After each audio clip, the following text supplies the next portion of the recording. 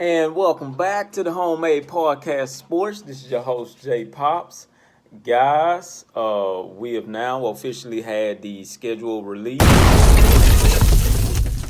that came out on yesterday on the SEC network. Of course, we're going to go ahead and jump on into this thing and talk about the Texas A&M schedule.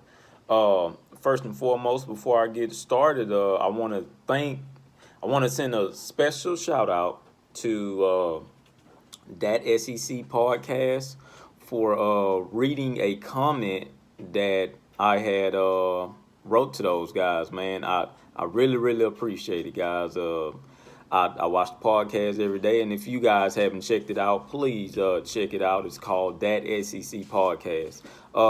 Shout out to you guys. Like I said, I thank you guys very much for that. Anyway, so let's go ahead and move forward. So we all seen the schedule that came out last night. Of course, it was breaking, and how the way they done the schedule release, it was all on SEC Network. It was a pretty good schedule release, man. I've never seen it like that before. I think the only time we've seen it like that is during like playoffs and the bowl games, stuff like that, and the top 25 reveals.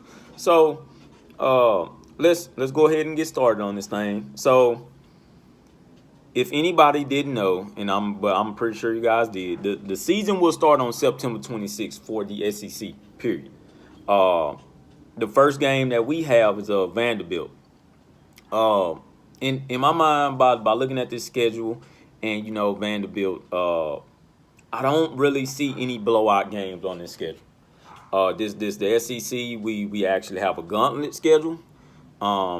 Just as well as everybody else in the conference. I do not see a blowout game. I'm sorry. Although teams, may be bad, just like Vanderbilt, Arkansas, Mississippi State, new head coach, and Ole Miss with the new head coach. But I just don't see any blowout games, man. I'm sorry. But anyways, let's talk about it. So Vanderbilt is our first game, September 26th. Me personally, I would not sleep on Vanderbilt, as well as Texas A&M. They won't sleep on Vanderbilt either. For this year alone, of course, we all keep on talking about it as well as others. This is the year that Jimbo Fisher has to put everything in place, and he has to come up with that third-year scheme to say, okay, it's time to climb over that hump already and be the team that we sought out to be. Everybody has A&M ranked pretty high. Even when schedule release came out, it was a lot of guys that still felt like A&M could be competitive with each and every big time team that's up there. I feel the same way. So if we get through the Vanderbilt game, just like we can, but like I said, I'm not going to overlook them. Hopefully they don't either. And if we can get through the Alabama, that's on October 3rd. That is the game of the week, in my opinion. I know it is. But that's October 3rd in Tuscaloosa. October 10th, we have Florida in College Station. 2 big-time games back-to-back. These 2 games will be the deciding factor to how far Texas A&M has came along in that Jimbo Fisher's offense and in that Mike Elko's defense. This is going to determine what type of head coach we have in the third year, what type of scheme we have, what type of team we have, because for number one, we're the most talented team coming back. We have the number one production. The number one production of returning starters coming back by a long shot. In the SEC alone, we're number one. Kellen Mond is in his senior year. This is going to be the year where he's going to have to put it all out there. He's going to have to do it all. Jamon Osman as well, wide receiver. We still have some playmakers at tight end with Watermeyer and Baylor Cup that everybody has slept on for whatever reason. We have to turn him into a stud.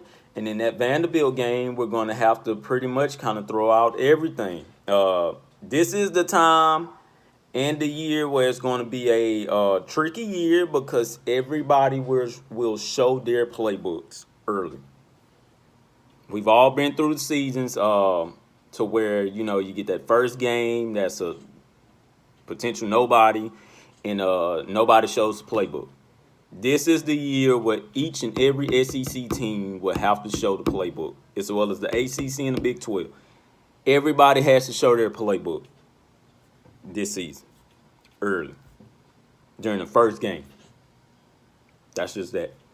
So let's keep moving forward. October 17th, we have Mississippi State. That's going to be a crazy one with Mike Leach, because we go to Starkville, and that's a place where we haven't won in, I think, 4 years now. 4, maybe 5 years now. We haven't won in Starkville. October 24th, we have a bye week. October 31st, we have Arkansas in College Station. Welcome back, Arkansas. These guys haven't been here in, 7 years now, I want to say, ever since Jerry has done that contract. Maybe not that long, but we haven't played in College Station nor in Arkansas in forever, man. So Arkansas is coming down. That's another game where we all know that we get into a slugfest with Arkansas. It's usually touchdown for touchdown, and whoever has the ball last, that's potentially maybe who's going to win the game. But like I say, with the new coach, with Arkansas, and with all they went through, we don't know. But I will not sleep on them, and Texas A&M better not sleep on them neither. You know, we cannot sleep on any team on this schedule, man. We cannot. I will say this, though. If we're undefeated going into that Arkansas game, hell, if we're undefeated going into that Mississippi State game, teams better watch out. I will go on record and I will say, now I'm not going to sleep on the rest of the schedule, but I will go on record and say that Texas A&M has finally accomplished what they've been trying to accomplish in 8 years now, the SEC West. I'm going to go on record by saying that we will be the SEC West champions. Listen to me. Understand what I'm saying as well. So after that is November 7th. We have South Carolina. Of course, the Will Muschamp team, and we go up there to Columbia, South Carolina. Don't know how that one is going to be. I'm not a Will Muschamp fan. I think we blew them out last year. So there's no telling what we'll do this year, but that's another team where we will not sleep on, of course. But we're undefeated against South Carolina ever since we've been playing them in the SEC play. Tennessee, we have Tennessee on November 14th, first ever time going up the Rocky Top. First ever time period for Texas A&M period. We've never been to Rocky Top. So who knows how that atmosphere is going to be. The last time we played them, we beat them. So hopefully we go in there and beat them again. And Jeremy Pruitt, he's coming up with a pretty good scheme, and they're riding the momentum of last year. I know they are. November 21st is Ole Miss in College Station. We bring those guys back. Won't sleep on Lane Kiffin, of course. He always has a trick up his sleeve, especially with John Rice Plumlee. And Ole Miss is pretty tricky because we've always gotten to a slugfest with Ole Miss as well. So you know, who knows how that game is going to go.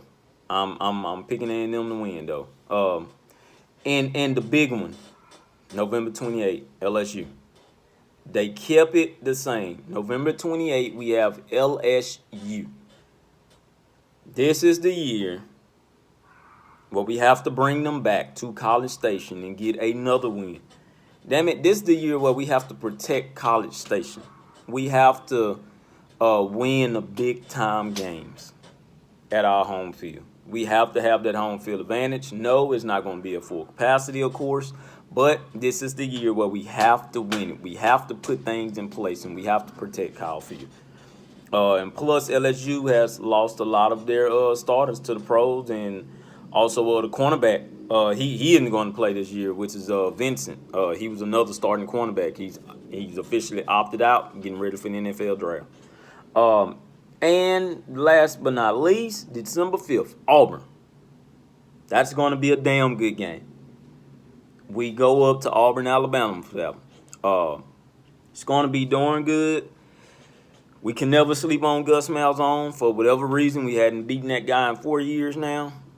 Really don't understand that one. We had him beat the first year Jimbo Fisher got here in Auburn, Alabama. We had them beat that year, but it didn't happen. Didn't work out that way. The quarterback made a couple of plays on us, wide receivers as well. So we ended up losing that one. That one forever stuck with me. Then last year was just I don't know what the hell happened in that game. In my mind, we just wasn't ready. But like I say, that's the whole schedule. Jimbo Fisher's had 3 years to get everything in place now. In my opinion, he will have this year going. And if we go undefeated or at least 9-2, we're looking at a pretty good goddamn year, man. Or 8-2. In my opinion, we can go undefeated with this schedule. It's going to be hard as hell, but we can go undefeated due to the type of talent that we have on offense and defense, and due to Jimbo Fisher's 3rd year and Mike Elko's 3rd year, man. Due to everybody just coming along, quickly grasping it, putting everybody in the right spots, and saying, okay, now it's time to play football. So, just like I say, you guys look out for that. But that's the official schedule release. That is, just putting it all out there. And my predictions, we can go undefeated. And I'm going to go on record by saying we are going to go undefeated. I'm sorry, this is our year. Yeah, we say that every year, but this is our year. I know that for sure. Once again, follow the Homemade Podcast Sports, a hashtag Homemade Podcast Sports on Facebook, also on YouTube at hashtag Homemade Podcast Sports, on Twitter at JPops, and on Instagram at JPops. Thank you once again, and thank you guys for tuning in. I love you guys. Hey, to my Aggie family, geek them all day long, and let's get ready for this 2020 season. If everything goes right, we'll have an official start date of September 26th. Hashtag Geek 'em Aggies. Thank you guys for tuning in, and please follow hashtag Homemade Podcast Sports on Facebook, also on YouTube at hashtag Homemade Podcast Sports, on my Twitter at JPops, and also on Instagram at JPops. Hashtag Geek 'em.